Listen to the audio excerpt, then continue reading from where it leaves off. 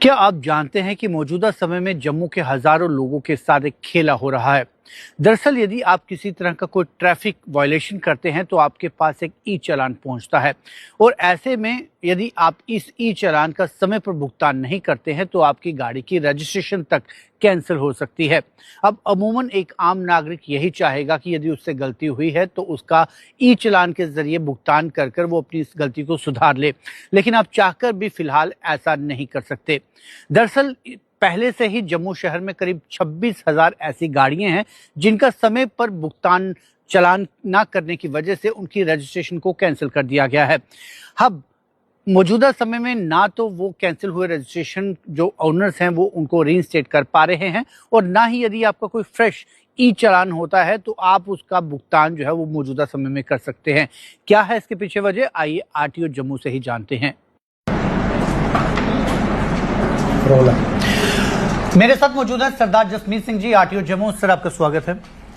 Sir एक कहावत है कि सुबह का बूला यदि शाम को घर आ जाए तो उसे बूला नहीं कहते। यदि कोई ट्रैफिक नॉर्म्स का पालन नहीं करता तो उसे तुरंत ई चालान घर पे पहुंच जाते हैं, लेकिन अब लोगों को ट्रैफिक जो चालान के बाद जो नाके लगाए जा रहे हैं वहां पे बोला जा रहा है कि आपकी गाड़ी जब्त हो जाएगी यदि आप उन चालान का भुगतान नहीं करते हैं। लेकिन वो लोग जब ऑनलाइन साइट पे जाते हैं उन चालानों का भुगतान करने के लिए तो वहां पे उन्हें कोई समस्या का हल नहीं मिल पा रहा। तो आखिर लोग जाएं तो जाएं कहाँ और क्यों ये प्रॉब्लम फेस करनी पड़ रही है? देखिए, ऐसा है कि ये जो सारा प्रोसेस ही जो इनिशिएट हुआ ये माननीय सुप्रीम कोर्ट की जो डायरेक्शंस हैं उसकी कंप्लायंस करते हुए आईजी ट्रैफिक ने जो डाटा जो एक नंबर दिया था ट्रांसपोर्ट विभाग को कि ये वायलेटर्स हैं, इनकी आरसीज को सस्पेंड कर दिया जाए।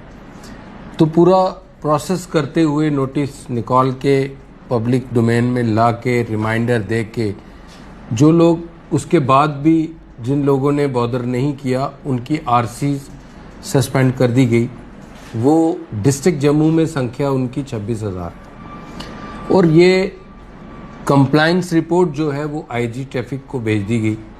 उसके बाद अब ट्रैफिक विभाग जो है उन गाड़ियों को, जो गाड़ी जिसकी आरसी सस्पेंड है वो गाड़ी सड़क पर तो नहीं चलेगी। और मैं आपके माध्यम से बता दूं कि उसमें 26,000 में मैक्सिमम मोर देन 23,000 जो गाड़ियां हैं वो टू व्हीलर्स हैं। तो बाकी जो गाड़ियां हैं उसमें बाकी कैटेगरी की भी आती हैं, जैसे कुछ कमर्शियल गाड़ियां हैं या कुछ लाइट मोटर व्हीकल्स हैं।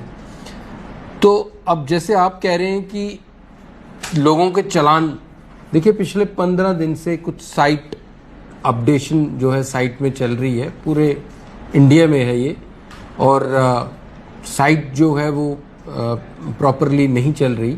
वो ही एक रीज़न होगा कि लोगों को थोड़ा सा परेशानी आ रही होगी, लेकिन ये इतनी देर नहीं रहेगा क्योंकि पूरा ये मौत की साइट है, एनआईसी इसको देख रहा है।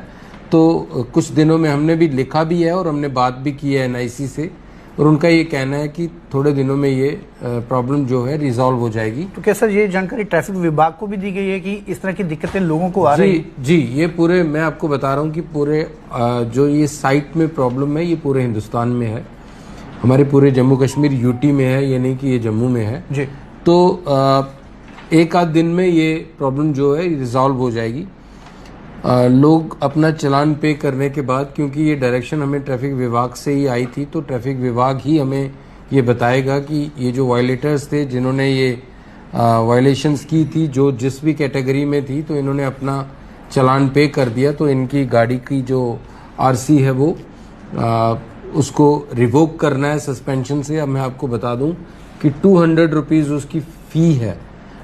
आरसी सस्पेंड करने की जो है वो एग्जेम्पशन है, उसमें हमने कोई फ़ी नहीं देनी पड़ती, लेकिन आरसी को अगर रिज्यूम करना है, अगर सस्पेंशन को रिवोक करना है तो एप्लीकेंट को अप्लाई करना है, ऑनलाइन ही है वो, ऑनलाइन अप्लाई करना, और 200 रुपया उसकी फ़ी है।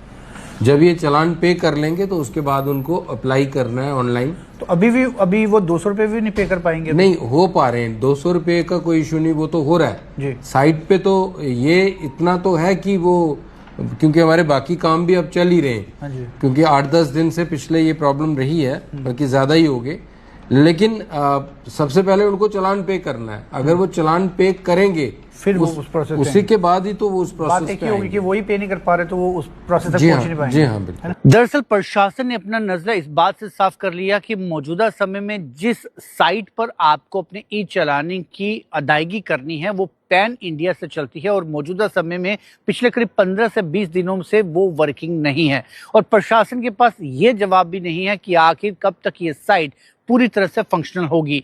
यानी साफ तौर से जाहिर है कि यदि आपका कोई ई चालान इस समय सीसीटीवी के जरिए कटता है तो आप उसका भुगतान नहीं कर सकते। अब ऐसे में यदि वो भुगतान एक तय समय सीमा तक आप नहीं भुगतान करते हैं तो आपकी गाड़ी का रजिस्ट्रेशन भी कैंसिल हो जाएगा और ऐसे में यदि आप रजिस्ट्रेशन जो आपकी कैंसिल होगी उसे रीइंस्टेट करवाना चाहेंगे तो आप वो भी नहीं करवा पाएंगे क्योंकि उसके लिए भी आपको पहले सभी चालानों की भुगतान करना पड़ेगा।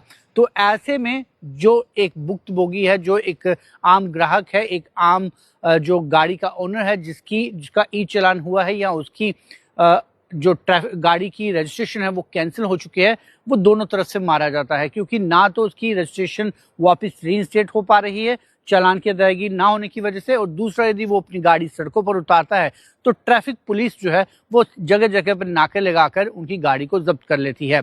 ऐसे में सरकार प्रशासन को चाहिए कोई एक बीच का रास्ता निकाले ताकि करीब 26,000 ऑलरेडी जो गाड़ी ओनर्स भुक्तभोगी हैं इस समस्या के, उनके लिए कोई जल्द से जल्द समाधान निकाला जाए, चाहे वो उन्हें जो ट्रैफिक जो नाके लगाए जा रहे हैं वहां पर किसी तरह के फौरी तौर पर चालान के भुगतान कर कर उन्हें रिहेबिलिट किया जाए ताकि उनकी जो गाड़ियों की रजिस्ट्रेशन है वो वापस रीइंस्टेट हो पाए या फिर फिलहाल कुछ राहत जो है उन लोगों को दी जाए ताकि जो लोग अपनी गलती को सुधारना चाहते हैं वो चाहकर भी इस समय अपनी गलती को सुधार नहीं पा रहे हैं। तो ऐसा ना हो कि आरटीओ विभाग और जो आपके ई चालान भुगतान करने का जो साइट है और ट्रैफिक पुलिस की आपस की बीच की जो खींचतान है उसमें एक आम नागरिक जो है वो पिसता हुआ दिखाई दे।